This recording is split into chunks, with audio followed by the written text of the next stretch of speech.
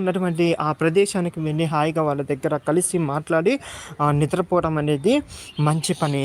అలా కూడా మనము పాపాన్ని ఎదిరించవచ్చు. ఆ పాపం దగ్గర నుంచి పారిపోవచ్చు. తర్వాతకి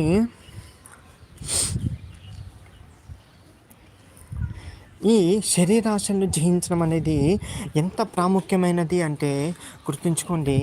పరలోకమందున్న యేసుక్రీస్తు ప్రభువే దిగి వచ్చి శరీరాశల్ని జయించడం అనేది నేర్పించాడు. ఏదో ఆషామాషాగా అల్లటప్పగా వెళ్ళిపోయేటటువంటి విషయం కాదు, పరిస్థితులు కాదండి. శరీరాన్ని జయించడం మానవుల వల్ల కాట్లేదని యేసుక్రీస్తు ప్రభువు వచ్చి ఉపవాసం ఉండి ప్రార్థన చేసి శరీరాశల్ని, నేత్రాశల్ని, జీవపటమాన్ని జయించడం నేర్పించాడు. చూడండి, సాతాను యేసుక్రీస్తు ప్రభు దగ్గరకు వచ్చి టెంప్టేషన్ చేసినప్పుడు ఆయన పడిపోకుండా శోధనని ఎలా జయించాడో ఆ మార్గాన్ని మనకెందుకు చూపాడండి.